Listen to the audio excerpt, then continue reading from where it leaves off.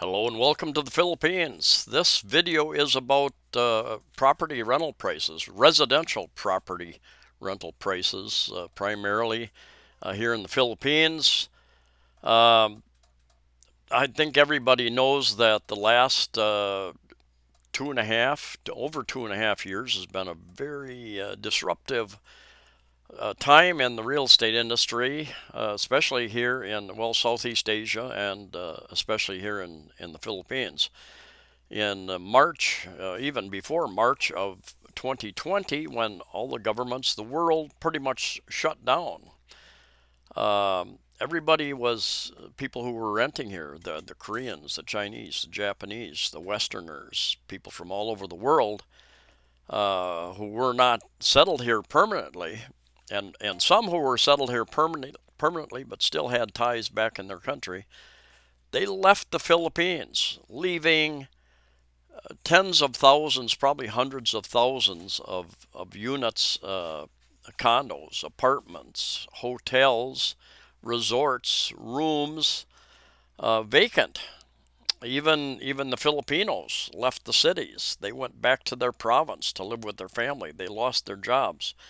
So it had a huge effect, and prices dropped anywhere from just generally speaking, residential rental prices, 20%, 30%, 40%. Office space dropped substantially in most areas. There are many factors that contribute to that, and I'm going to briefly discuss some of those factors that you should take into consideration. Each of those factors could be a video unto itself. Now, first, a disclaimer. I'm not in the real estate business in the Philippines. I'm not a realtor. I'm not a broker. I'm not a salesperson. I happen to have a camera, and when I came here in 2015, I was carrying my camera. These real estate guys in the malls would grab me, come and look at my condo. And I would take a video and I would put it up, and lo and behold, there's many people who are interested because that information was difficult to find. What do condos look like? What do you get? What do they rent for? What do they sell for? And so I put up that kind of information, but I'm not involved. I'm not making any money. I've had a number of people ask me, "Do you get a commission? Do you get this? Do you get that?" And no, I don't. I just, I go into these places. I basically, when I'm walking, I find a place and I go in. Do you have any units I can look at? And they say, yeah, we can show you a studio and a one bedroom or a two bedroom, and I take the video. Sometimes if they're pre-building, it's the model unit. But anyway, that's what it is. I'm not involved in the real estate business. I offer up. I am interested in the real estate business. Will I at some point in time buy something? Uh, Possibility. It is a possibility. And I know, some people comment on my videos. Oh, never buy any property in the Philippines or any place outside your country. But the fact of the matter is, I understand that thinking. The fact of the matter is, there's thousands of people who want to buy property. They want to. Now, in the Philippines, you cannot own land, but you can own a condominium.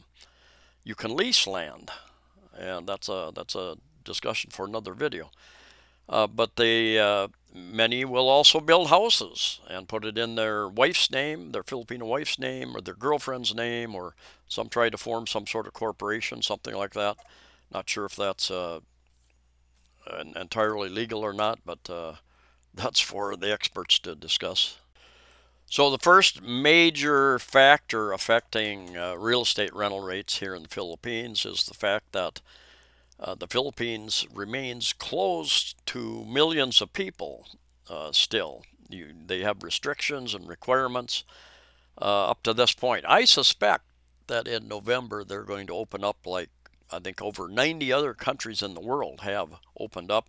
No vaccine required, no masks required, no PCR tests required, all that sort of thing. Many, many, many countries around the world have done. Thailand has, Canada, and about 90 others have opened up, dropped all restrictions. Come and spend your money and enjoy. Travel our country without restrictions and requirements. So as I look at the condominium buildings, the hotel buildings around town, night after night after night, week after week, month after month, I still see most of the units dark. They're not lit up like they were before the pandemic. And there's I've asked people what kind of occupancy do you have?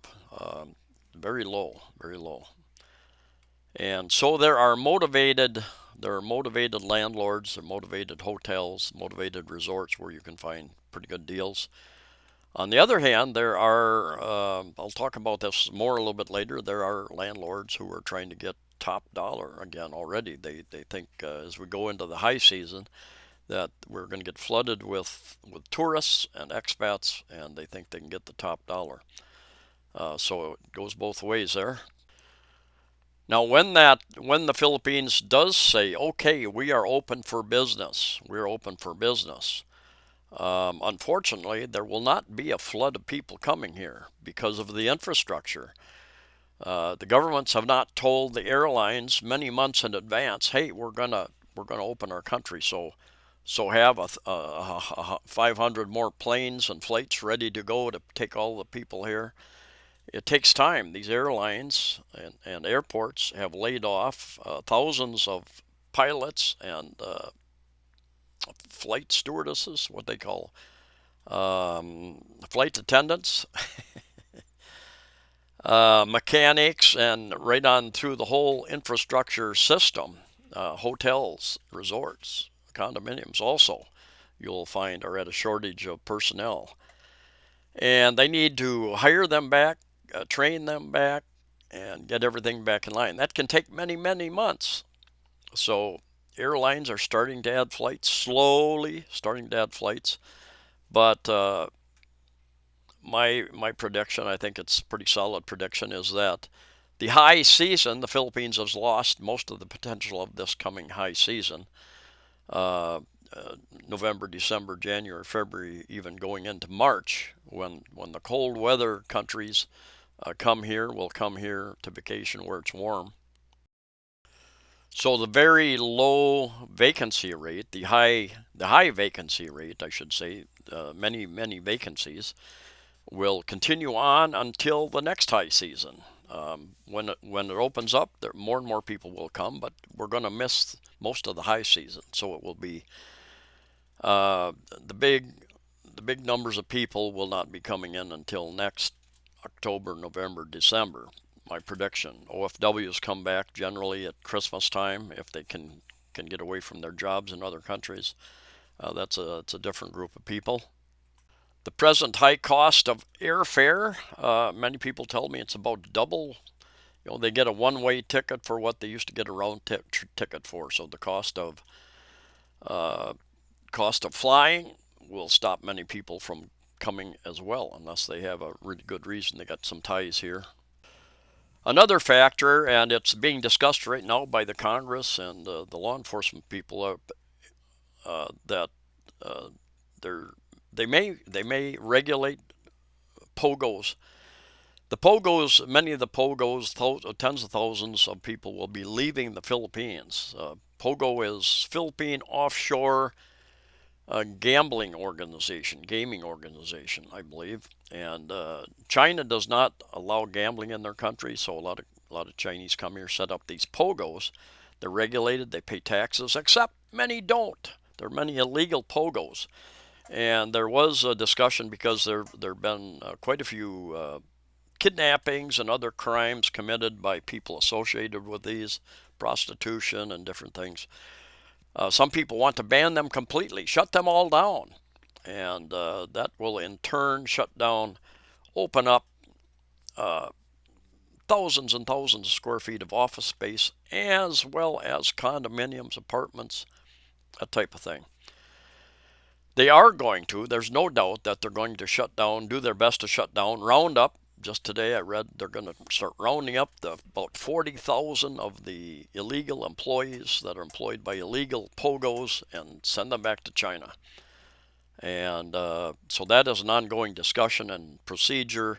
But anyway, that is, they take up a percent of the office space and the condominium space, the hotel space, and they aren't going to be here, that percent. And if they ban pogos all completely, that's tens of thousands, more tens of thousands of people. I think at the peak they employed, I think I read 400,000 Chinese and 100,000, 100 and some thousand Filipinos in the industry. But during the last 2.5 years of pandemic, that has reduced substantially. But anyway, it is a percent and has effect on the real estate market here. Two other factors affecting the price of residential rental properties.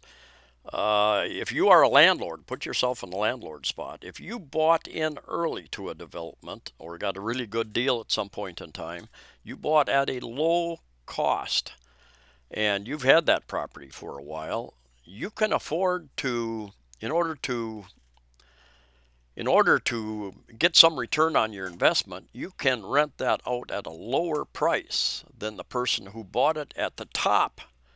Maybe he bought it in January of 2020, right at the very top of the real estate market. And so that person has to rent that out at a higher rate if he's going to get any return on investment at all. On the other hand, if he doesn't rent it out, if he tries to get the higher rate and he's not competitive with many of the others, he's going to continue is 100% of zero better than 50% of whatever you would rent it out would like to get for it. So there's that factor. And then there is the factor that many of the many of the landlords have lost their livelihood, have lost their business, they've lost their business, they've lost their jobs, whatever, and they are in desperate need either to sell it or rent it out for something, depending upon their financial situation. Actually, and a third factor, you got OFWs, and depending upon where they're stationed in Asia, if they're in the Middle East, Saudi Arabia, the many countries there, if they're in the U.S. and they're making U.S. dollars, the very high U.S. dollar rate now allows them a very good exchange rate, and they're being encouraged to come and invest additionally, and that if they do that, that will take up some of that real estate as well. I will do another video about the terms of leases and those sorts of things here very soon. But in the end, it comes down with you finding a location that is suitable for you, a price that is within your budget, and negotiating the various terms, the length of lease, the terms of the lease, and like I said, I'll get into some of those details in a video very soon. But understand what your budget is, and you know you there are some very nice places here and very nice prices, and very nice places for higher prices. And if you can afford them, the location and convenience means a lot to many of you. So let's get into it here. All right, that having been said, I'm going to take you over to several sites just to give you an idea of what's available. It's a good place to go to check out asking prices. Are they negotiable? Oftentimes they're negotiable. Things you need to know about renting. Are condo dues included? Any other fees? Electric, unless you're like on an Airbnb or booking.com, where everything might be included, not always, might be included. You will be paying electric, water, perhaps some other things. You want to know what those details are. If something breaks, who's responsible? Are you going to pay for it? Is the unit owner going to pay for it? And I backed out of one lease, and a friend of mine just recently backed out of a lease before signing it, because it stated basically if anything breaks, you have to pay for it. So if a month into the lease the refrigerator goes out, means I have to fix it or replace it. No, that's not going to happen, because I'm not the one that put the wear and tear on the unit. Anyway, we'll go down here. You have a number of, you can set your budget, you can set your term, your floor area, bedrooms, bathrooms, parking space, more filters. If you know which barangay, which is a village here in the Philippines, a village within a city, a town, you can choose those up here. I've lived in Lahug, right in the IT park area, for a couple of years. I've lived in Mabolo and I've lived in Zapatera over here. I now live in what is often referred to as the uptown area. It's where Fuenteos Mina Circle is and goes out some distance. Not sure. It's not an official area. It's not a barangay.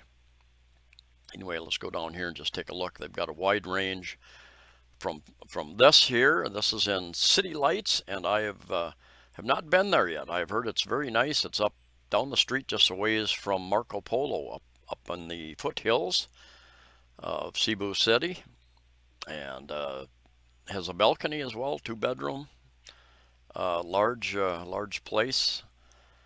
2 bedroom grand suite for lease, alcove. Now alcove, I've done videos in alcoves, and if you don't know, I've done videos in many of the condos here in Cebu City and some outside of Cebu City.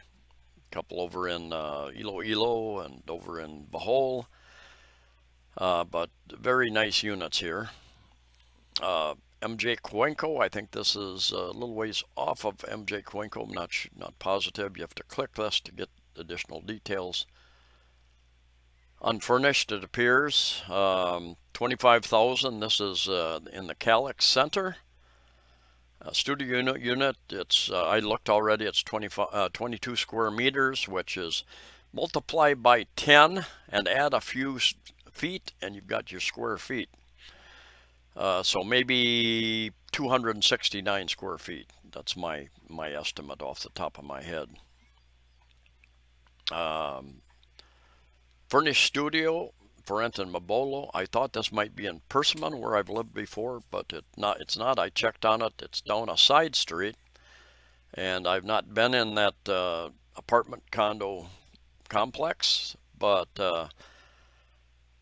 it's a small. It's like a 22 or 25 square meters, right in there. Relatively small, but it comes with a parking spot, I believe. I believe that's what I read. So that's important. Looks like it's very nicely furnished. 11,005, 2-story apartment with a garage for rent, Cogan Pardo.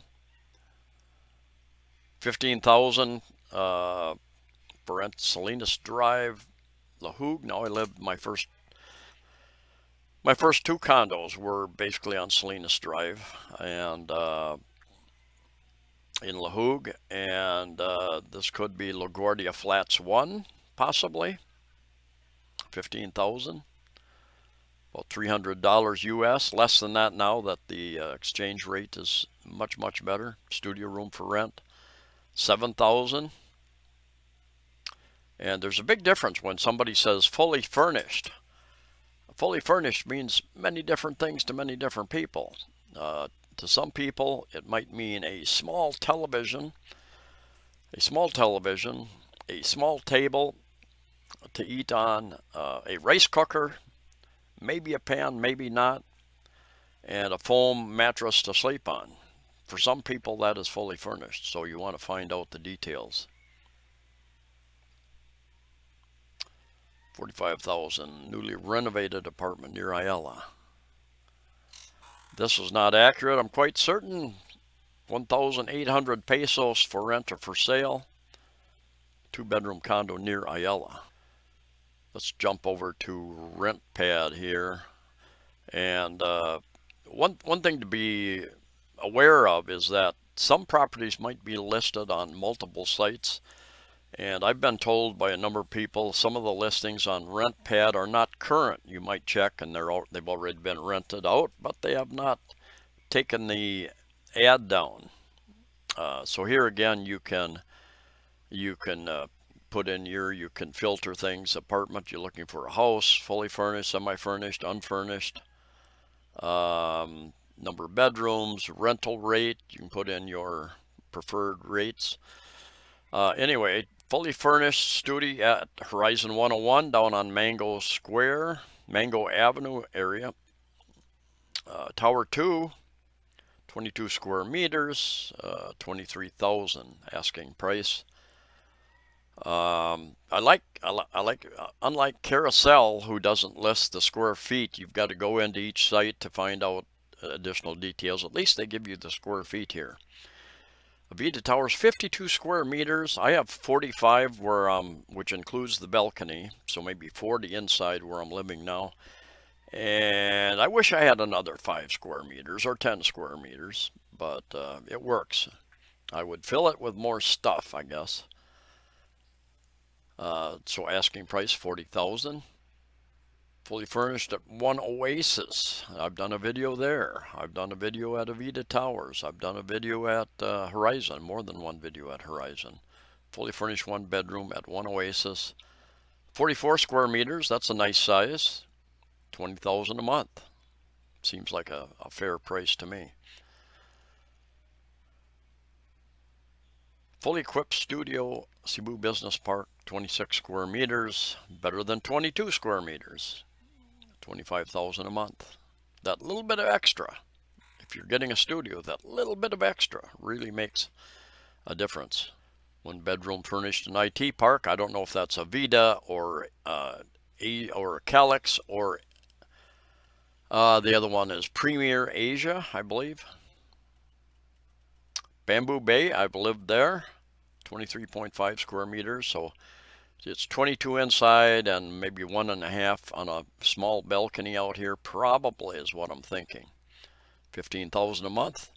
If you do a search for rental properties, many different sites will come up, and I'll take you to 1 or 2 more here. DOT property, they usually come up. And they've got commercial property overseas, a large company, houses for rent, condos for rent. Well, let's just take a quick look at houses for rent. 120,000 a month. In Banilid, probably up in a nice Maria Luisa park, very nice area up there. Many very, very nice houses up there.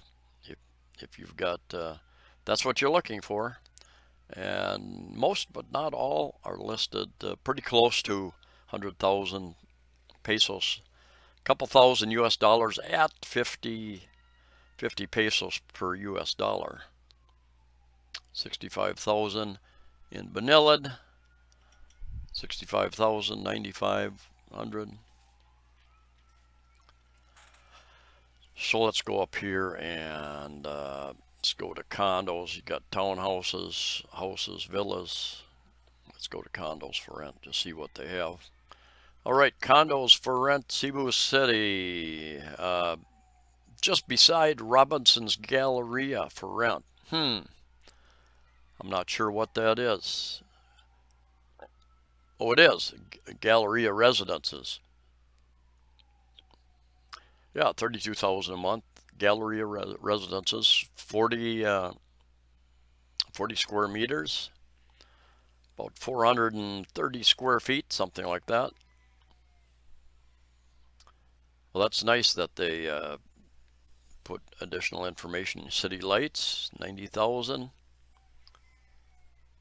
25,000. Solanea, and I've done several videos there. That is right across the street from Ayala Mall in Cebu Business District, the main big mall here in Cebu. So I like this, that they give additional information right in the ad so you don't have to go. First floor area, I believe, 26 square meters, furnished, studio. 2 bedroom for rent in San Remo SRP, South Road Properties, part of the Phil Invest development down there. Got a nice pool area down there. I've done videos down there as well, so you can do a search and find my other reviews of the properties. 18,000 fully furnished 1 bedroom unit, Royal Garden Residences, 22 square meters. I have not been in Royal Garden Residences. Avita Towers, An IT park is a kind of a city within a city. I've done a number of videos there, and these are the first two Avita towers. And then around the corner, there are additional towers. I think there may be 4 or 5 towers. Two or three are already occupied. I think two towers over there in Riala, Avita Riala, are already occupied. Alcoves, again, very nice development attached to Ayala Mall. Jump over to Lamudi. Lamudi is a very large property management company. I'm not sure what else they get involved with. Development company. And I've watched a number there. I've got some of my information from their YouTube discussions online about during these past 2 years, discussions about mainly in Manila, what's happening in Manila and with property. But they mention the other large cities like Cebu and Davao and Iloilo and Baguio, different cities as well. But most of their data has to do with Manila. Anyway, here again, you can choose a location area. You can go down and choose a number of things here, by bedrooms, by price, amenities, type of apartments. And they do have a feature I'm going to show you here in a bit. You can set your filters up here. They do have a feature I'm going to show you in a bit that's kind of interesting. Now, when I first moved into my present condo, I was paying, but if you price it by the square meter, I was paying about 555 per square meter, pesos. And with the better exchange rate to the US dollar now, I'm paying, I think, 455 pesos per square meter. So it makes a difference. Apartments, bare or semi-furnished near Cebu Business Park. That's where Ayala Mall is in Mabolo. Doesn't tell me what development it is, but they're using a wide angle lens in this, so it looks much larger than what it actually is. Pacific Square, I've not been in that place either, on Cabahog Street, 12,500. So you furnish it, 30 square meters, that's a lot better than 22 square meters, just depends on what you require. 189 square meters, gosh, close to 2,000 square feet. That would be nice, huh? Presidential suite for rent in Banilad. Does not tell me exactly which development it is in. Townhouses, La Palma subdivision in Tisa. I think I've done a video in La Palma subdivision. I think I have. I've done so many of them, sometimes it's difficult for me to remember them all. 19,000 and 106 square meters. Yeah, that's good. You view the information. A lot of size there. Let's take a look at some of the pictures. Looks like it's furnished. 47 pictures. We will not go through all 47 pictures. Looks like it's nicely furnished.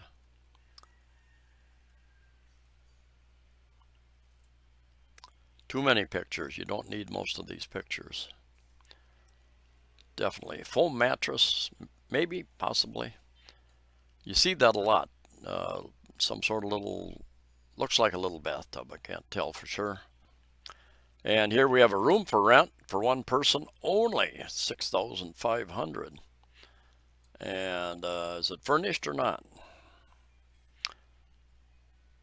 It's got a bed. Looks like it's got a bed, and doesn't tell us anything else. One thing I like about Lamudi is that they give you some historical data. Apparently, I think it's in beta, so it's still being tried out, so I don't know how accurate it actually is. But anyway, take for instance this one-bedroom condo for rent in Mabolo.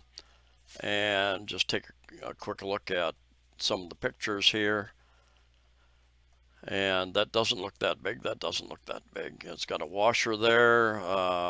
This gives a better idea. It's a wide angle lens. Keep that in mind. But looks like you've got quite a bit of cupboard space over here. Let's go down here. 30,000 a month asking price. 58 square meters. That's nice.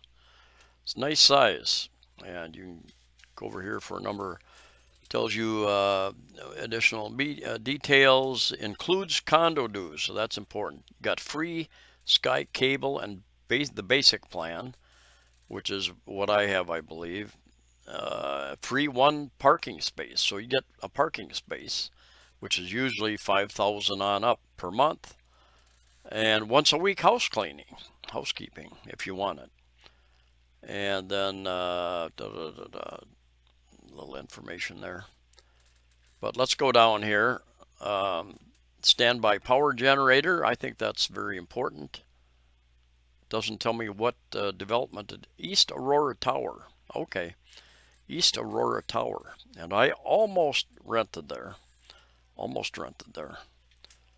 58 square meters again. But let's go down here. Let's go down here. And it gives some price index, some information on the prices that run through here. And I think I read someplace that this was still in trial mode and historical. You can get some 1 year or historical. Change in the selected period minus 21%. And that's my observation.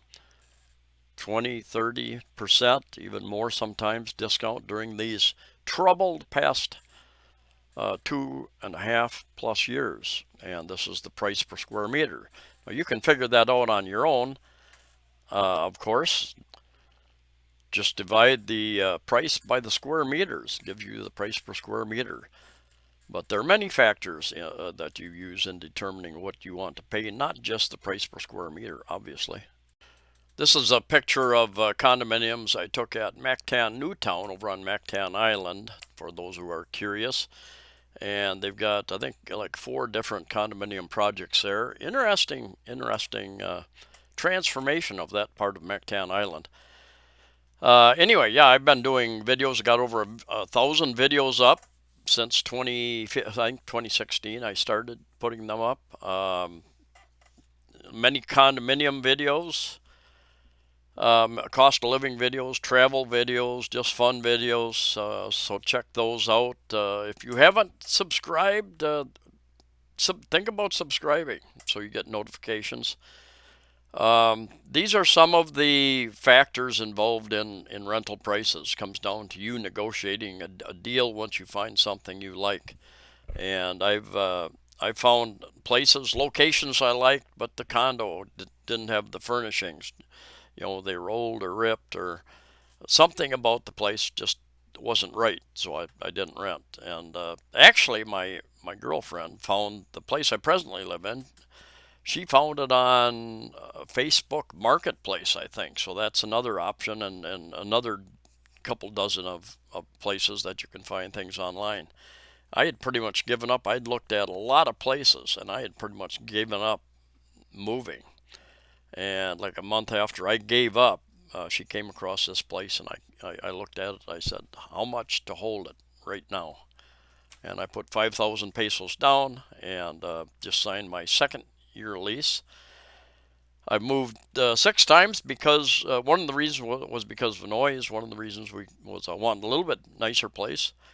And now that the economy is starting to open up, it turns out that I've got a little bit of noise, barangay noise, and I'll do another video sometime about places that you can live where you have a much better chance of getting away from the noise anyway. But it is part of life here in the Philippines. But the Philippines has a lot to offer, and cost of living wise, you know, there are people that comment, oh, I can live in places in America for just as cheap, or here or there. Yeah, you can, but I don't want to live there. There are many reasons that thousands of us live in the Philippines or any other place. Cost of living is one of those reasons. So anyway, any comments? Really looking forward to comments you guys have. Some of you guys have a lot of experience in the real estate industry. So anyway, stay safe, stay healthy, and I'll see you next time.